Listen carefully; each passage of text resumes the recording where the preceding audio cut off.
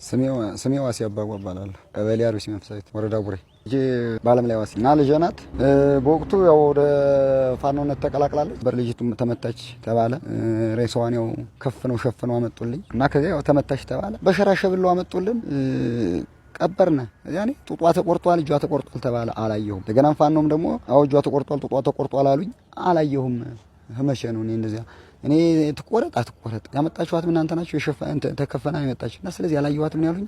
አሁንም ቢሆን ይቆረጥ አይቆረጥ ያየሁት ነገር የለኝም። አው ላስወጣት ለምኛለሁ፣ አስለምኛታለሁ። በቄስ በኩል መለክሴም አስለምኛት ነበር፣ እምቢ አለችኝ። ተመታሽ የሚባለው ውጊያ ላይ አይደለም። አጋጣሚ ተቀምጣ ሳል ይሁን ቲክቶክ እያየች ተቀምጣ ሳል የተመታሽ ነው የተባለ የተሰማው የሰማው እንጂ እኔ ባይኔ አላየሁም። እንግዲህ ተመከላካዮች ጋር እንዴት እንደምትደዋወል እያወራች ነው። ምን እንደሚለው ሲያዩኝ ራሱ ብዙ ቀን ያሳልፈውኛ ብለኛለች። ምን ማለት ነው? እኔማ ውጭ ነው እንጂ ከውጭ ለውጭ ነው። እኔም ቀና አላወራትም እኮ ዛሬ ስትሞት ያቆረቆረች እንጂ ቀና አላወራትም። ካልወጣሽ አንድ ብቻ ናት። ለምኜዋለሁ። 18 ዓመቷ ነው። ለምኛታለሁ። ቄስ መለኩሴ ሂጅ ነው የምላችሁ። አንድ ብቻ ናት ልጅ። ወንዶች አሁን እንግዲህ ወደ 3 ወደ 4 አሉኝ፣ ግን ልጅ አንድ ናት እና እሷማ ማያትም ማንሳትም እና ለማስወጣት ጥሪ ያለው ሞክር ያለው አልተሳካልኝም። እንዲያለች ቀንም እንደሆነም እንዲያውም እንጃ እኔ ምን ፍቅረኛ ይኖራት ምን ይበል ማውቀው ነገር እንጂ አልታጠቀች፣ መሳሪያ ራሱ አልታጠቀች። ተጥቅላት ሰነቱ ነው የሰማሁት። በዛ ለሰምቼ ይሆንማ እንትኑ ቀድጄ ሳሌው አልቀርም ነበር። ብታምባታም ያን እንትኑን ይሄን ሸራውን የተሸፈነችበትን በካራ ቀድጄ ሳሌው አልቀርም ነበርና በሌላው ቀን ነው እንደዚህ እሱ መጣው ፋኖች እንደዚህ ተቆርጣለች፣ እንደዚህ ተገፋለች ምናምን አሉኝ። ዋ እኔ አላየኋትም። ያመጣችኋት እናንተ ትገፈፍ ትቆረጥ አላየሁም። እኔ ይሄ ምንም አይመስለኝም ይሄ ነገር። ምክንያቱም ወይ አይቻት ይሆን አው ለምን ተቆረጠች ብዬ ሌላ ቦታ ክስ መሄድ ነበር። ብትሞት አንድ ሰው ተይዞ መከላከያም ሆነ ምን ተይዞ ወደ ህግ መቅረብ አለበት። ለምን ትቆረጣለች ጡጧስ ለምን አላግባብ ትሆናለች ብዬ በመፈልገው በመታስተምችለው ድረስ እጄ መክሰስ ይችል ነበር። ስለዚህ አላየኋትም። ያላየሁት እኔ ተቆረጠች ብዬ ማውራት አልችልም ብዬ ነው የዘጋው። እኔ ያው የመከላከያ አባል ዳር ድንበር ሲጠብቅ ሀገር ሲጠብቅ ነው ማውቅ። እኔ ጡጥ ሲቆርጥ ይቆርጣል ሲባል ሰምቼ አላውቅም። እኔ ብቻ እንደዚህ ሲባል ምን ታልወሰድም አላማንም ሌላ ነገር የለም። ያው መከላከያ ሰራዊት ሀገር መጠበቅና ዳር ድንበር መጠበቅ እንጂ በየቦታው በሾ በጋሬጣ እየሮጠ መጠበቅ ካልሆነ በቃ እኔ ጡጥ ሲቆርጥ ሰምቼም አላውቅም። አሁን ቢሆን በዚህ ላይ ምነት አይኖረኝም። ሸኳ አንድ ጓደኛ ልቅሶዬ ማስተዛዘን ቆይቼ ኋላ ሊቀብሩ አሳል ሊደርስ ነው ማለት እንደምን እና እኔ እንኳን ለምንድን ነው ይበል ያው እንትን ብላለች እንዳልሆነ ሆናለች ማደር አይቻልም ተትልብናለች ምናምን ተብሎ ነው ተባለው። እንኳን ለምን በሰራውት ቤት ያባቷ ይሰፍ ይታለ እዚያ ለምን አታድርም የበመለበሳ ማደራችልም እንዳልሆነ ሆናለች ምናምን አሉ። ምንችም በጥይት የተመታ ሰው ምናልባት ሌላ ነገር ሆናባቸው ነው ብዬ የሚለው ብለው ተጠራጠሩ። ይሄ ነው ሌላ ነገር ሲያመጡንም ራሱንም አይዟችሁ ቀስ ብላችሁ አጋጣሚ እንኳን እኛ ብንገጥም እንኳን እዚህ እንትን ላይ ሲገጥሙ ክሉ እናንተ ፍንጣሪ መታችሁ እንኳን መከላከያ መታቸው እንጂ ፋኖ መታቸው አትባሉ ማውቆ ቢመቷቸው እንኳን ስለዚህ ብለው ተንከባከቡን ያመጡን ምንም ያደርጉን ነገር የላቸው። አሁን ያው ስሜታዊ ነበሩ በወቅቱ ለቅሶ ላይ ነው። አጋጣሚ ለቅሶ ላይ ነው።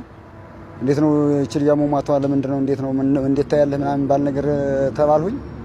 አሁን የመሳሪያ ባይኖረኝ ምን የራሱ ኩላ ገባ ወጣለሁ እያለሁ ፋኖች እንዴት ነው ይሄን ነገር እንዴት ነው ምናምን ብለው ሲጠይቁኝ ምን ይመስላል ምናምን አሉኝ። እኔ ካሁን በኋላ ከልጅ ሞት መወደው ነገር የለኝምና ኩላ መሳሪያ ባይኖረኝ ኩላ ብዬ ወጣለሁ ብያን ተናገርኩ። በቃ ስሜታዊ ሆን በዚያን ሰዓት በወቅቱ ስሜታዊ ነበር። በቃ በዚያ በልቅሶ ቆየው። ከልቅሶ በኋላ አልቅሶ ካለቀ በኋላ እንደዚያ ብለው ሲጠይቁኝ በቃ በስሜታዊ እኔ እወጣለሁ፣ ነገ ጀምሬ እወጣለሁ፣ ኩላ መሳሪያ ባይኖረኝ ኩላ ብዬ እወጣለሁ። ለምንድን ነው ልጅ ሞታን ቤት መስራት አልፈልግም ብዬ እንግዲህ ተናግሬያለሁ። ከገና ከልቅሶ በፊት ልቅሶ በሳምንቱ ላይ ተለቀሰ፣ በሞተሽ በሳምንቱ ነው የተለቀሰ እና ከልቅሶ በፊት ነው ጠይቀውኝ ነበር እና ሲጠይቁኝ በዚያን ሰዓት እኔ አላውቅም፣ አላየኋትም። ትቆረጥ ትገፈፍ አላየኋት። ተሸብላኔ መጣች፣ ተሸብላኔ ተቀበረች። እኔ የታየኋት ብዬ ለመንግስት የምናገረው ነገር ማለት ነው። ለመንግስት ላይ ይሄን ነገር በድርድር ወይም በሰላም ቢፈታ ጦርነት አስከፊነት አለው። ሁለተኛም ደግሞ እንደገና ዛሬ ስንት አርሰን መለወጥ ስንችል እኛ ማዳበሪያ የሚገባል እንደዚህ ድረስ ነበር። ግን አሁን በዚህ ምክንያት የተነሳ ከሩቅ ሀገር ነው ማዳበሪያ የምናመጣ እና አሁን መንግስት ይሄን ነገር ቢያንቱ ካስተውል ወደ ኋላ ዙሮ ቢያዩትን ቢታይና ሁሉም ነገር እኔ ሰላም ቢፈጠር ነው ፈልግ ከኔ ከሁሉም ነገር ስለሌለበት ሰላም ቢፈጠርልኝ ነው ፈልግ። እኔ እንደራሴ ሰላም ቢፈጠር ከሰላም ሁሉ ብዙ ነገር ይመጣል። ግን ሰላም ካልተፈጠረ አሁን ብዙ ነገር አለ። በቤታችን ማናዝ በሀብት ንብረታችን ማናዝ ሰላም ካልተፈጠረ፣ ሰላም ከተፈጠረ ግን የሀብታችን ጌታ ነን፣ የሌሎቻችን ጌታ ነን፣ የቤታችን ጌታ ነን።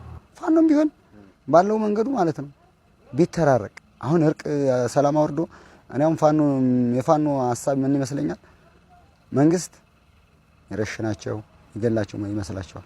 ግን ይሄ አንደኛ እንዳይሞቱ ወንድሞቻችን ናቸው። እነዚያም ቢሆን ነገ ሲታረቁ መንግስት በጀተ ገቡማ ብሎ እንዳይገላቸው ሆኖ ቢተራረቁና ቢገቡ ነው። ቦሰና ለምጄ ማርስ መንፈሳዊት ነው ቡሬ ወረዳ እናቷ ነኝ። በአለም ላይ ዋሴ ናት።